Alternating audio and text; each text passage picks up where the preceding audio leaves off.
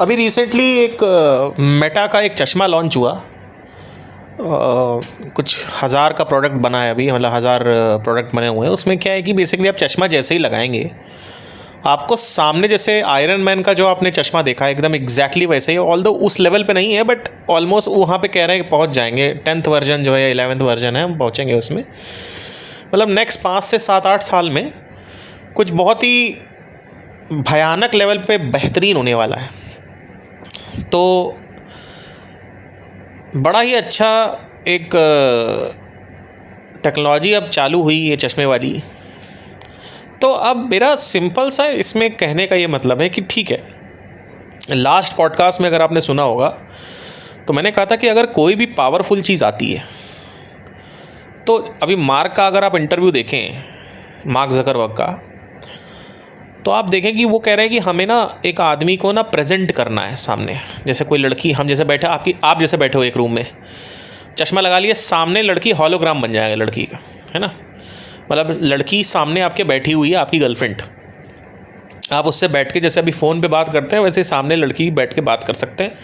कोई अमेरिका में है, कोई इंडिया में, हॉलोग्राम बन जाएगा। इन द सेंस मतलब जैसे एक सामने पूरी वो एक उसका अवतार होगा, वो अवतार वहाँ पे प्रेजेंट हो जाएगा। वो अवतार जो बात वो करेगी वैसे उसका मुंह चलेगा अवतार का। वो अवतार एग्जैक्टली वैसे ही हो सकता है जैसा आपकी गर्लफ्रेंड का है। तो यहाँ तक हमें लेके आना है मेटा एआई को, उन्होंने कहा था। तो मैंने आपसे ये कहा कि जब भी इस देश में, इस पूरे के पूरे जगत में Elon Musk, Zuckerberg, Bezos, Bill Gates, जितने भी बड़े बड़े एंटरप्रेन्योर हैं, सब कुछ ना कुछ इनोवेशन कर रहे हैं। मतलब वो अपना प्रोडक्ट लाने की कोशिश कर रहे हैं। मैं उनसे यही कहता हूँ कि आप ये ला तो रहे हो और लोग चाहते भी है कि आए, लेकिन उसका नकारात्मक साइड क्या है? क्योंकि पहले तो हमें ये समझना है कि कुछ भी अगर हम संसार में भोगेंगे तो हम भोगते हैं उसके पॉजिटिव साइड के लिए, सोच के कि पॉजिटिव होगा, लेकिन होता नेगेटिव है। आप समझ नहीं रहे मैं क्या कह रहा हूँ। मैं बार बार इसको स्ट्रेस करना चाहता हूँ। हमने इंटरनेट बनाया पॉजिटिविटी के लिए, लेकिन इंटरनेट का नेगेटिविटी ज़्यादा है कि आज पॉजिटिविटी ज़्यादा है? आप देख लो, जितना वो फ़ायदा दे रहा है उससे 10 गुना ज़्यादा वो नुकसान दे रहा है। क्योंकि एक चीज़ ये लॉ है कि अगर कोई भी चीज़ बनाई जाएगी जो जिसमें भोग बहुत अच्छा हो, मतलब माइंड को अगर स्टिमुलेट करोगे आप, संसारी, मतलब पता नहीं कैसे समझाऊं यार आप लोगों को। पहली बात तो कमेंट करो यार भैया, समझ में आया कि नहीं समझ में। मैं सिंप्लीफाई कर करके थक चुका हूं। तुम लोग प्लीज़ यार कमेंट कर दो नीचे, ठीक है, कि हाँ सर हमें समझ में आ चुका, आगे से आप आराम से रखिए, ठीक है। मैं तो बात करते करते गुस्सा आने लगता है मुझे। एनीवे तो ये जो चश्मा ये बना रहे हैं, बेसिकली ये चश्मा एक्सक्यूज मी, इस चश्मे का नुकसान क्या है उसको हम देखेंगे आज। अब देखिए, वो ला रहे हैं एक ऐसी चीज़ जो फ्यूचर में आप लोगों को असिस्ट करेगी। मतलब आपकी मम्मी बाहर हैं, आपकी गर्लफ्रेंड बाहर है, सामने हॉलोग्राम चल गया, अपना बैठ गई सामने, अपना देख लिया। साथ ही साथ जैसे कुछ भी आप देखोगे तो उसकी इन्फॉर्मेशन आ जाएगी। आप पिक्चर देख सकते हो चश्मे में बैठे बैठे, आप अपना पोर्नोग्राफी चश्मे में बैठे बैठे देख सकते हो। जब वो चश्मा ऐसा चश्मा है कि उस चश्मे से कुछ भी आप स्कैन करोगे इमीडिएटली आपको मिल जाएगा। जैसे फॉर एग्जांपल आप किसी पहाड़ पे हो, आपको पता नहीं कौन सा पहाड़ है, आप खो गए हो वहाँ पे, आपने क्लिक किया पहाड़ पे और देखा पहले पहाड़ का नाम आया सामने, ये लेट्स से कि K2 की पहाड़ी है सामने, और आपने पूछा चैट जीपीटी से, वहीं पे उसी में चश्मे से पूछा आपने, भैया रास्ता बताओ कहाँ पे है। अच्छा आगे से ना आप चलते रहिए, बता रहे हैं आपको, वो अपना गाइड करता रहेगा आप, राइट। तो ऑब्वियसली वहाँ पे इंटरनेट नहीं होगा, लेकिन तो जब भी आप ऐसे जगह पे जाओगे तो पहले ही चैट जीपीटी आपसे बोल देगा कि आप ऐसा प्लान कर रहे हो, है ना। आप ना एक वहाँ का पूरा मैप इंस्टॉल करके जाओ, जिससे बैटरी बैकअप लेके जाओगे आप, तो इंटरनेट नहीं भी रहेगा तो हम आपको गाइड तो कर सकते हैं एटलीस्ट, राइट। तो ये सारी चीज़ें जो है वो चश्मे में है अंदर, जो चश्मा बना अभी। अब इस चश्मे का इतने सारे फ़ायदे हैं, फिर से वही चीज़ हो रही है। चश्मा आया और फिर वही चीज़, नुकसान तो किसी ने देखा ही नहीं। अब मेरा काम है नुकसान दिखाना आप लोगों को। अब देखिए, जितना ज़्यादा टेक्नोलॉजी आती जाएगी उतना ही ज़्यादा हम टेक्नोलॉजी पे आश्रित होते जाएंगे। उससे क्या होगा? टेक्नोलॉजी क्या कर क्या रही, पहले समझ लेंगे। टेक्नोलॉजी ये कर रही है कि आपका हाथ पैर कट गया तब भी काम कर लोगे आप, ये कर रही है, मतलब ऑटोमेशन पे जा रहा सब कुछ। बैठे बैठे बिस्तर पे कुछ करना ना पड़े, शरीर पड़ा रहे, सब कुछ होता रहे, ये टेक्नोलॉजी कर रही है। आपके माइंड को ब्लंट कर रही है, आपकी बॉडी को ब्लंट कर रही है। तो अब कुछ चीज़ें हैं जो जानने योग्य हैं इसमें। जब भी बहुत ज़्यादा इन्फॉर्मेशन अगर अंदर आप लेते हो, बहुत ज़्यादा इन्फॉर्मेशन अंदर लेते हो, तो क्या होता है कि आपका माइंड जो है ना वो मधुर भाव से क्रोध भाव की तरफ चला जाता है। और जब माइंड क्रोध भाव में चला जाता है तो उसको बोलते हैं बेचैनी, रेस्टलेसनेस। इस रेस्टलेसनेस से अगेन आप सहारा लेते हो टेक्नोलॉजी का, विच इज़ पोर्नोग्राफी या व्हाटएवर जो भी है चीज़ें करते हो आप। स्टिमुलेशन आप दोगे। अब जैसे अभी आप क्या कर रहे हो, अब सुनना ध्यान से, इस चश्मे से क्या होने वाला है। आपने क्या किया कि आप अभी पोर्नोग्राफी देखते हो सामने, इस चश्मे से क्या होगा कि लड़की सामने आपके प्रकट हो जाएगी, जो पॉर्न स्टार है। अब उसको आप अपना असेंबल कर सकते हो सामने सामने, राइट, सामने सामने आप असेंबल कर लोगे। मतलब एक सामने सामने हॉलोग्राम बना हुआ है, चश्मा लगा हुआ है, हॉलोग्राम सामने आ गया, आपने कहा झुको, झुकी, कपड़े उतारो, कपड़े उतारा, एक साक्षात्कार आपने उसका भोग किया। अब मज़ा तो उस वक्त आएगा, क्योंकि आप लोगों को यही सब करने में मज़ा भी आता है इंसानों को, तो मज़ा आ गया। लेकिन इसका मेंटल हेल्थ पे क्या प्रभाव पड़ने वाला है? टेक्नोलॉजी हमारे मेंटल हेल्थ की, आप देखो 90s से लेकर अभी तक, एक अगर मैं 2 वर्ड बोलूँ वो है मेंटल हेल्थ। मेंटल हेल्थ की क्या धज्जियाँ उड़ने वाली हैं आप लोगों को पता भी नहीं है। अब ऐसा होता क्यों है? क्योंकि जब ब्रेन में बहुत ज़्यादा इन्फॉर्मेशन हो जाती तो ब्रेन रेस्टलेसनेस हो जाता है। मतलब क्या? जितना ज़्यादा आप सेंसस को यूज़ करोगे उतना ज़्यादा, अकॉर्डिंग टू उपनिषद, आपको क्रोध बढ़ेगा। लेकिन आदमी करता क्या है? गुस्सा होता है, फिर वो और करता है, सेक्स, नशा, और गुस्सा होता है, उससे एक चेन क्रिएट हो रही है।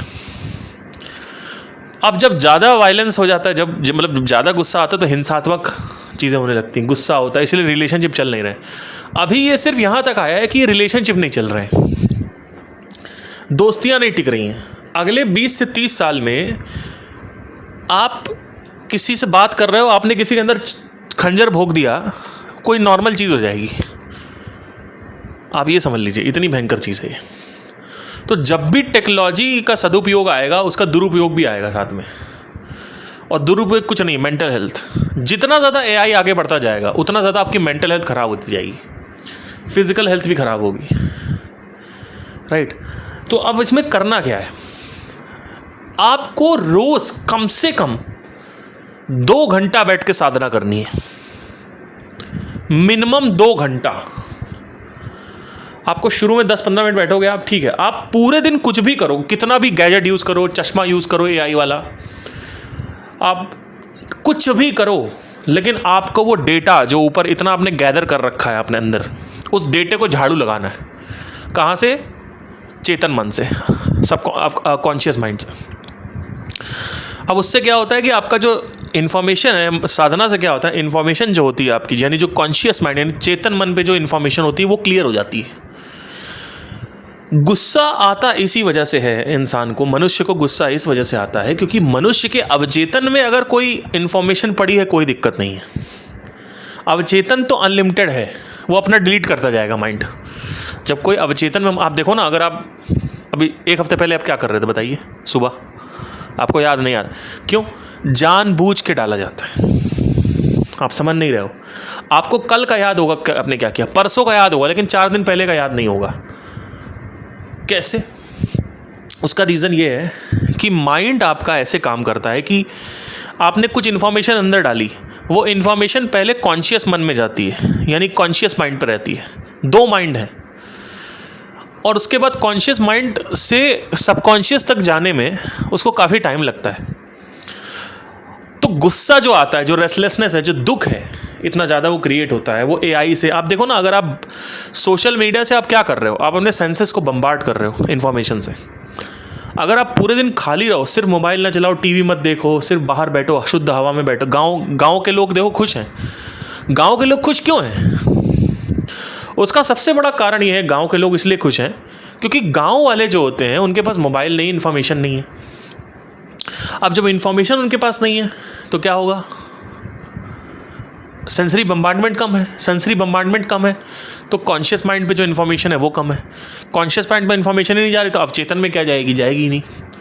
तो आपको गुस्सा, आपके रेस्टलेसनेस, आपके अंदर जो प्रॉब्लम क्रिएट होती है, that is because of conscious mind.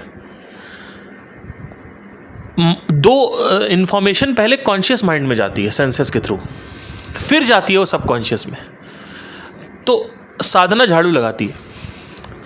साधना जितना ज़्यादा आप अधिक मोबाइल यूज़ करेंगे, एआई को यूज़ करेंगे, इन्फॉर्मेशन सीकिंग करेंगे, कंटेंट कंजम्पशन करेंगे, उतना ही ज़्यादा आपका मन रेस्टलेस होगा। तो उसके लिए आपको साधना करनी पड़ेगी। अब साधना जितना ज़्यादा आप करो उतना साधना। तो जिस हिसाब से एआई आ रहा है तो कम से कम आदमी को, अगर आपको रोज़ एआई भी यूज़ करना है, सब करना है, सारी चीज़ें करनी है, तो भैया झाड़ू लगाने का काम भी करना पड़ेगा। अब हम अपने शरीर में ये करते हैं, हम सुबह उठते हैं, जॉगिंग करते हैं, वॉकिंग करते हैं, रनिंग करते हैं, योगा करते हैं, स्विमिंग करते हैं, है ना। हम अपने मन के लिए क्या झाड़ू लगाते हैं? हमारे मन के लिए हम क्या करते हैं? कुछ नहीं करते हम। और सारी जो इंडस्ट्री है, जो बेसिक कोर इंडस्ट्री है, वो मन है हमारा, वहाँ से सारा काम हो रहा है।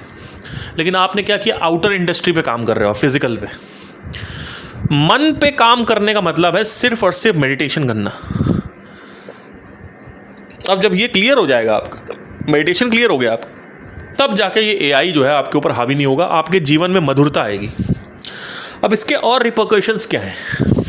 इसके सिंपल से रिपरकशंस ये हैं कि अगर मधुर भाव इंसान के मन में कम हो गया,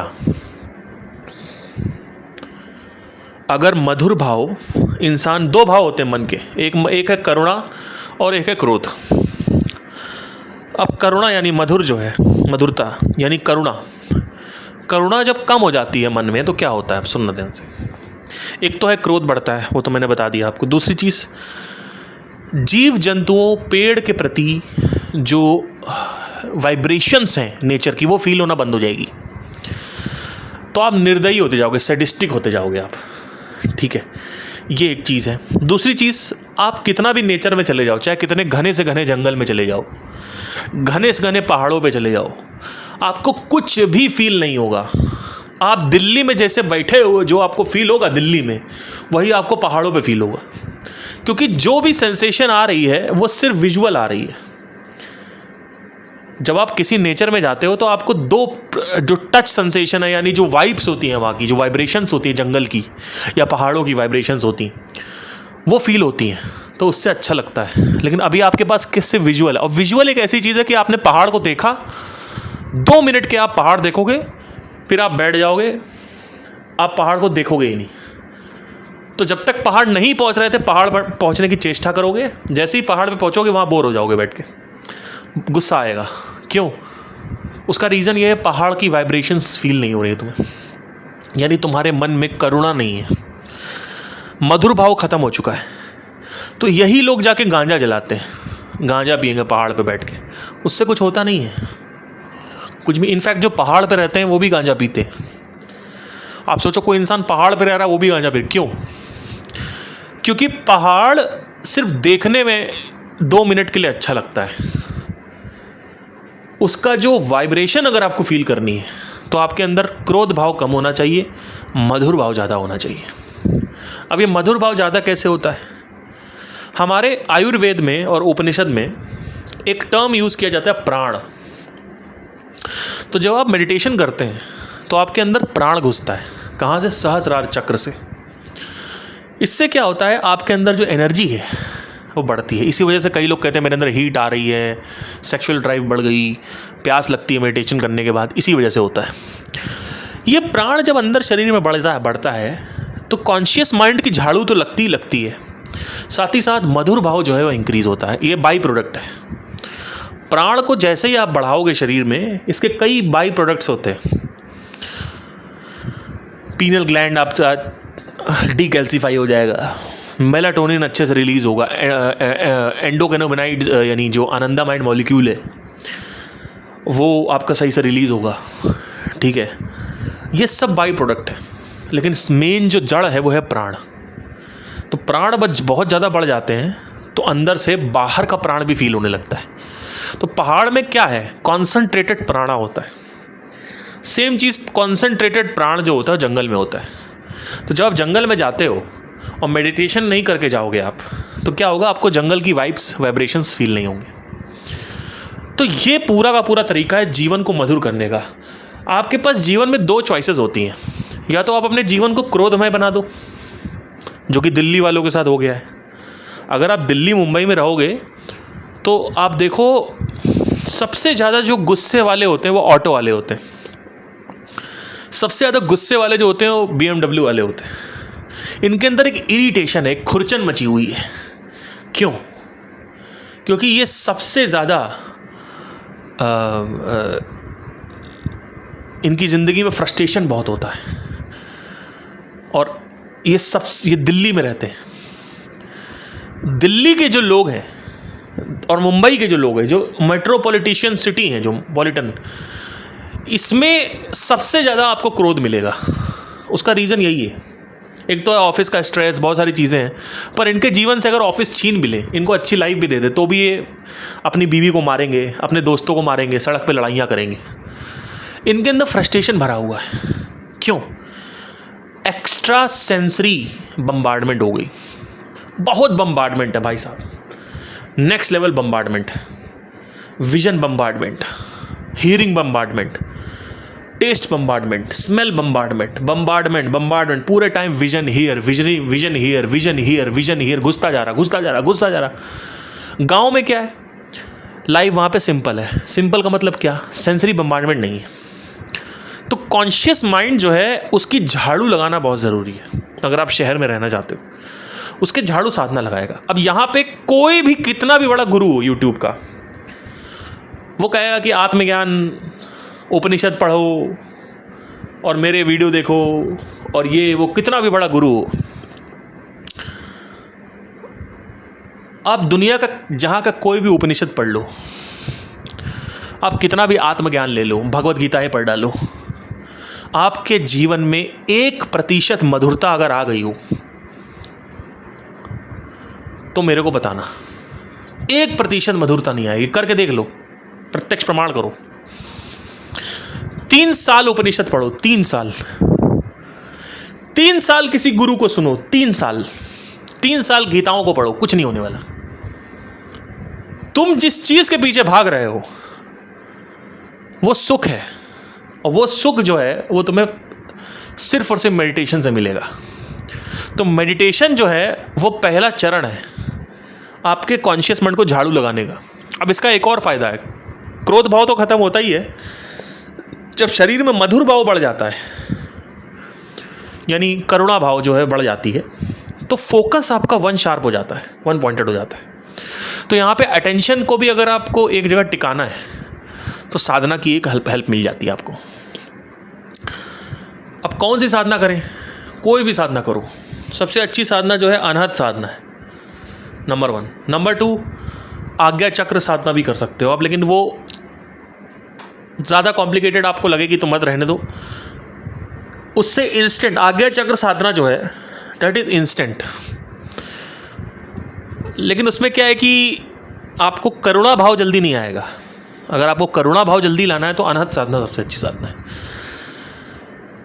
ज़्यादा इन्फॉर्मेशन कंज्यूम मत करो। देखिए, आप किसी भी गुरु को क्यों सुनते हैं? आप वीडियो जब तक देख रहे होते तब तक अच्छा लगता है।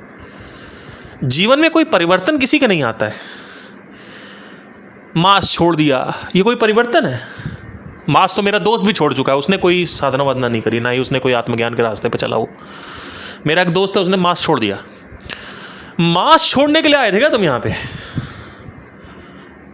वेजिटेरियन से नॉन वेजिटेरियन बनाएगा तुमको। शास्त्र इसलिए पैदा हुए हैं कि शास्त्रों को पढ़ना है वेजिटेरियन से नॉन वेज होने के लिए, नॉन वेज से वेजिटेरियन होने के लिए है। ये कोई तरीका है शास्त्रों को उपयोग करने का?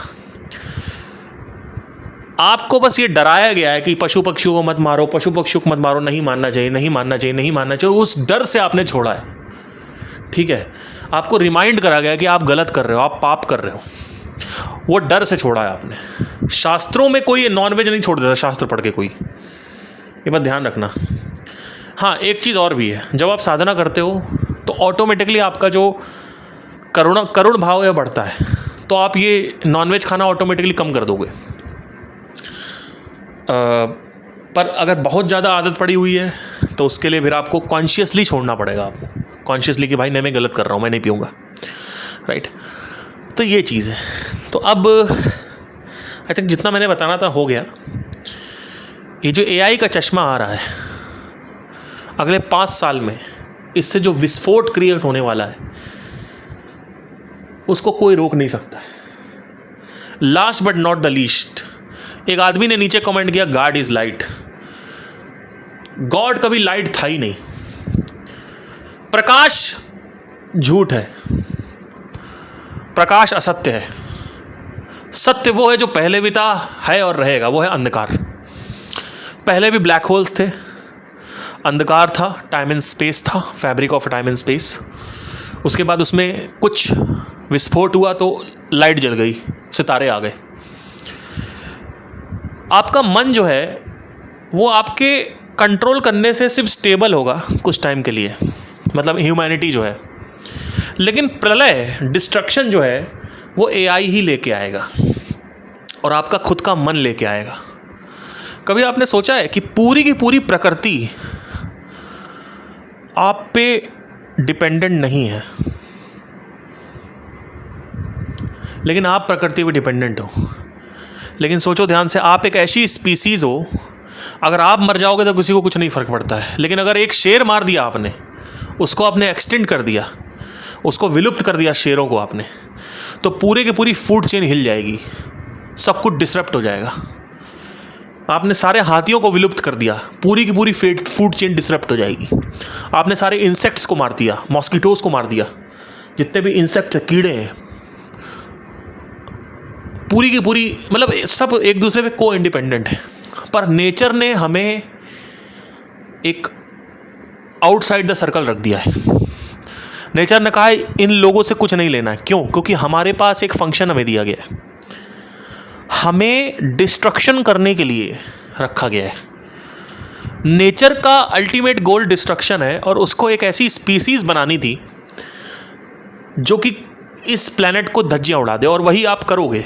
तो डिफॉरेस्टेशन, ग्लोबल वार्मिंग, ये सारी चीज़ें जो हैं ये नेचर करवा रहा है आपको बेवकूफ़ बना के। नेचर ही नेचर का डिस्ट्रक्ट, नेचर को कोई जीना थोड़ी है। Nature it's like a peak and valley. Nature ऐसे नहीं काम करता, बर्थ, जवानी और मौत, नेचर ऐसे काम करता है। तो मौत जो है वो डिस्ट्रक्शन है, यानी जब पूरी पृथ्वी खत्म हो जाएगी, सारे सितारे खत्म हो जाएंगे, सारे सोलर सिस्टम खत्म हो जाएंगे, तो आखिरी में क्या बचेगा? अंधकार। इसीलिए शिवलिंग जो होता है वो काला होता है। जो काली माँ है वो स्पेस एंड टाइम को डिनोट कर रही है, और जो शिवलिंग है वो महा अंधकार यानी महाकाल, इसीलिए काला लगा हुआ, उसमें काल बोलते हैं उसको। महाकाल मतलब क्या? जब सब कुछ खत्म हो जाएगा तो जो बचेगा वो काला है, और जब कुछ नहीं था तब भी काला था, और जब ये काल खत्म हो जाता है तब एक चीज़ बचती है, वो है ब्रह्म। और जब ब्रह्म खत्म हो जाता है तो मेरे हिसाब से आप चिप से बाहर निकल जाओगे, और वो चिप जो है वो हाथ में आप ऐसे एक बच्चा लिए हुए और वो वीडियो गेम में लगा देगा। तो मुझे ऐसा लगता है कि जो बच्चा है वो साइमुलेशन के बाहर है। तो अगर ब्रह्म के नीचे कुछ है तो है साइमुलेशन। क्योंकि साइमुलेशन का मैं इसलिए बता रहा हूँ, आप जैसे जैसे पहले देखिए, मैं आपको बताना चाहता हूँ कि साइमुलेशन के लिए इतना ज़्यादा दिमाग क्यों ख़राब हो रहा है सबका। आज से कुछ 50-60 साल पहले हमें पता नहीं था टेक्नोलॉजी कैसे काम करती है, पर जैसे जैसे कंप्यूटर्स आए और AI आ रहा है, हम देख पा रहे हैं जिस तरीके से AI और कंप्यूटर्स काम करते हैं, वैसे ही पूरा का पूरा यूनिवर्स काम करता है। कंप्यूटर के अपनी प्रोग्राम्स हैं, वैसे ही इसका भी अपना कुछ प्रोग्रामिंग है, जिसको हम लॉज बोलते हैं, law of duality, law of centre point, right. तो everything is a law in universe, right. And this fabric of space and time जो है, जो जहाँ पे सिर्फ स्पेस एंड टाइम है, without the planets, without the dust, without the stars, without any particles, इस fabric of space and time जो काला होता है, जिसका कलर काला होता है, इसको बोलते हैं महाकाल। इसके नीचे जिससे fabric of space and time निकलता है उसको बोलते हैं ब्रह्म, जिसको हम स्ट्रिंग थ्योरी आज बोल रहे हैं कि अलग अलग स्ट्रिंग्स हैं और अलग अलग स्ट्रिंग अलग अलग वाइब्रेट कर रहे हैं, अलग अलग साउंड प्रोड्यूस कर रहे हैं। That is the basic theory about the ब्रह्म। और इसी के नीचे एक, जैसे ही आप इसके नीचे जाओगे तो हाइपोथेसिस है मेरा, इसको मानना मत, आप बाहर निकल जाओगे चिप से। मतलब इमेजिन करो आप, वैसे तो आप निकल नहीं सकते, आप जैसे चिप से बाहर निकलोगे आप देखो ये तो चिप है, एक बहुत ही छोटी सी चिप है। उसी चिप के अंदर आप जाओगे तो पहले ब्रह्म आएगा, फिर काल आएगा, फिर काल से आएगा प्रकृति।